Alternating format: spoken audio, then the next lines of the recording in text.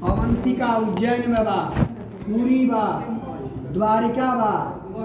ई 7 गो पुरी में जेकर मृत्यु हो जाला, जेकर शवदाह कर जाला, ओकर पुनरावृत्ति जन्म में पृथ्वी पर ना हो जाला, ओकर मोक्ष हो जाला।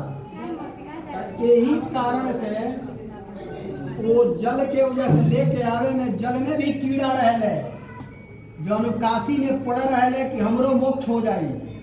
और जैसे जल लेके जब आए तो कीड़ा के लेके रुआ आ जाए तो ओकर मोक्ष ना होई, तो उसे वो दोष लागेला, जवना के चलते वो जल के बराबर सोना दान करेगा पड़ला। दूसरी बात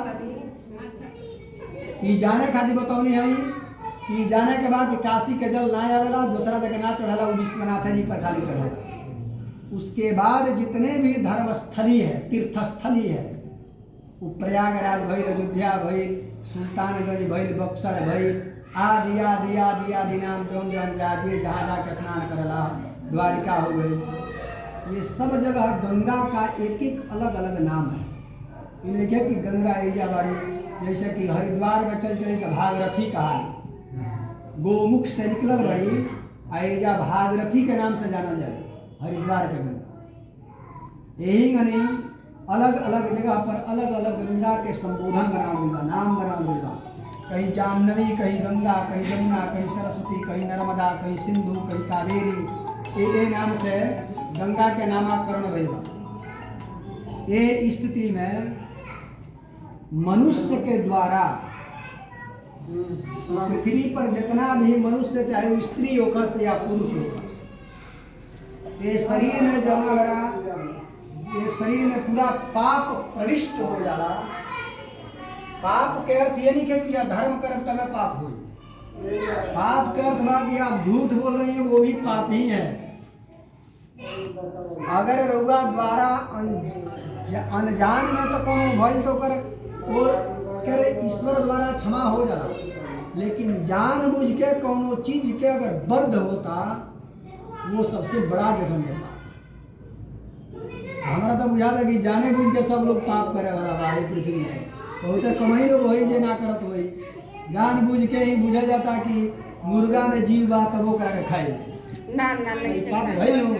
बीच में ना बोला लोग, खाली सुना लोग, बीच में बोला तो फिर आगे रुका बोले ना ना।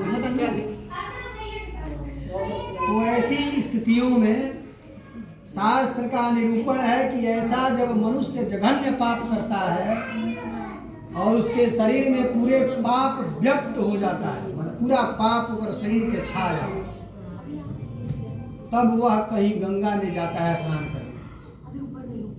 एक सब लोग ना जाला जल्दी स्नान करने, यो एक देहाती भाषा में लोग खिस्सा कलाकारी, चलो ना भाई नहा कि जो पाप को तो कट जाए, साधारण भाषा में लोग कहते।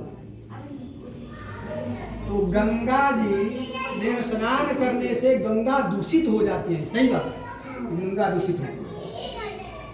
लेकिन गंगा जब दूषित होती है तो आप लोग को यह ज्ञान है कि नहीं, एक वर्ष में एक गंगा दशहरा के नाम से दशहरा होता है, गुप्त नवरात्रि का जमाना का कहा जाता है।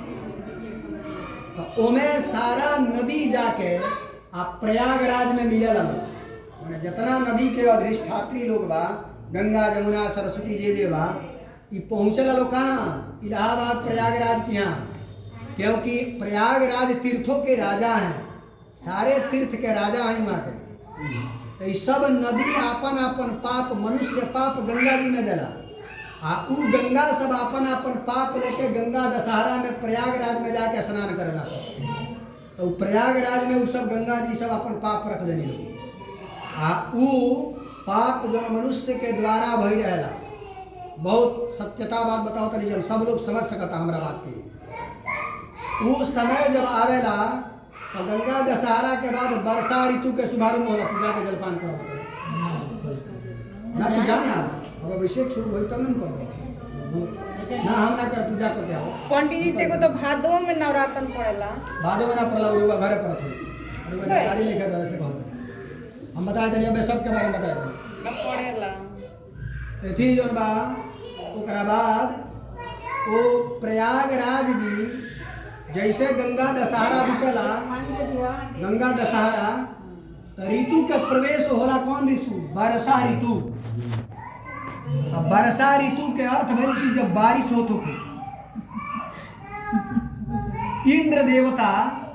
इंद्र देवता बारिश जौन होला हमने के यहाँ वो बारिश के लेवे खातिर प्रयागराज में आपन जल के लेवे खातिर अनुमति लेनी।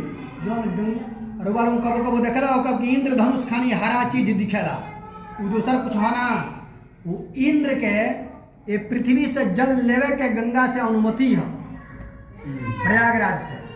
तो वो सब लोग के दृष्टि में लौके लागेला कि इंद्रधनुष खानी उखड़ल बा, चाहे नाना प्रकार के लोग नाम रखेला। आ प्रयागराज जी वो सारा पाप